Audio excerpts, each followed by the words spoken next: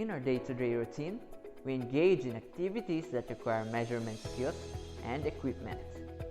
Especially as students, we may be facing scenarios that will make us use measuring instruments such as creating a Cartesian plane or drawing schematic diagrams for our projects. Maybe even taking the mass of a notebook in order to know how many we can carry in our bag.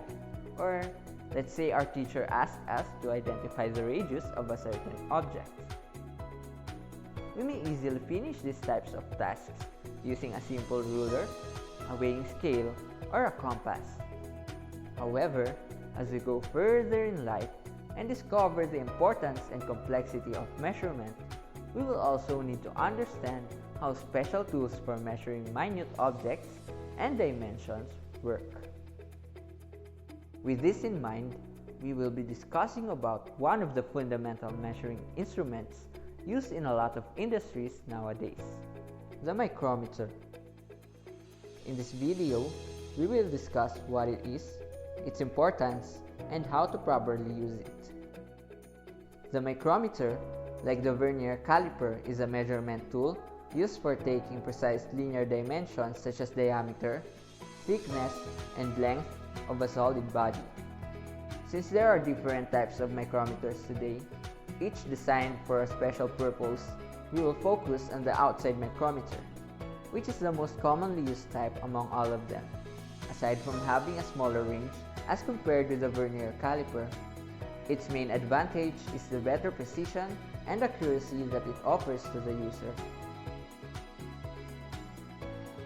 The earliest known micrometer is thought to have been made around 1776, presumably by the famous Scottish inventor James Watt.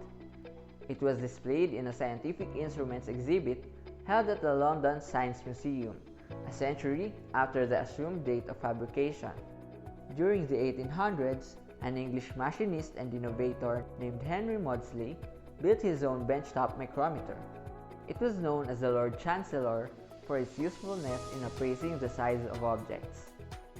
From a benchtop, the handheld micrometer was later assembled by John Laurent Palmer to obtain accurate measurements of metal wires, tubing, and sheet metal. Production became widespread as the Brown and Sharp firm acquired the patent for the Palmer micrometer in 1867. Today, micrometers still hold great value in a lot of industries that specialize in manufacturing and production of machine parts. To get started with the measurement procedure of a micrometer, we will discuss its parts one by one and how it functions in taking the reading of an object. The frame is C-shaped to ensure that the anvil and the barrel lines up perfectly with each other. It also holds the main parts together. Next is the anvil. It is the shiny part connected to the frame which lies on the opposite face of the spindle. The part which moves when taking a measurement using a micrometer is called the spindle. Similar to the anvil, its measuring surface is also shiny and must always be checked for deformation or scratches. The sample rests against the anvil to prevent it from moving and sliding. Then we have a stationary part below the spindle which has a linear scale on it called the barrel. Just below the barrel is the thimble. This is a rotating part connected to the screw within the barrel. It has graduated markings that act like a vernier scale, which indicate the increment of measurements taken from the main scale. Just like the lock screw of a vernier caliper, the micrometer also has a part to keep the spindle in a stationary position. It is called a lock nut. Lastly, the device on the end of the handle that limits applied pressure by slipping at a calibrated torque is called a ratchet stop.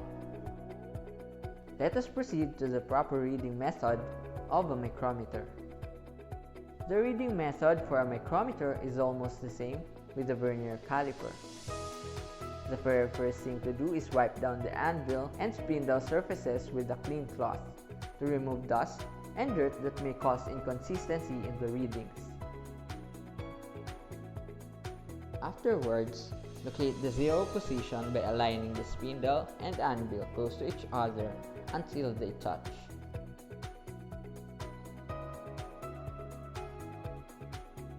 The 0 on the sleeve scale must coincide with the 0 on the thimble scale. Hold the micrometer on the heat-resistant plate on the frame, then rotate the thimble using your dominant hand until the distance between the spindle and anvil is enough for measurement. Whip the sample between the anvil and spindle. Turn the ratchet stop instead of the thimble because too much pressure will cause deformation to the specimen and to the micrometer itself. In reading the measurement, the value from the main scale located on the sleeve is determined first.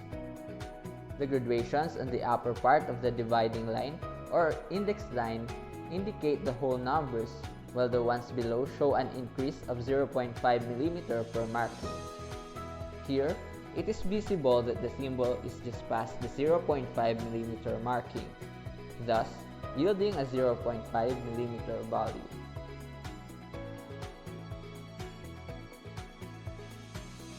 Just as with the vernier caliper, the graduation that aligns with the main scale will be the reading for the hundredths place. The index line will be the reference in obtaining the value from the thimble scale. It is apparent that the index line lies beyond the 30th mark of the thimble scale. Therefore, we take a 0.30 mm reading from the thimble. Adding the values from the sleeve scale and thimble scale, we will obtain a thickness of 0.8 mm. Now that we are familiar with the reading procedure of a micrometer, let us practice what we have learned by finding the correct measurements of the following dimensions.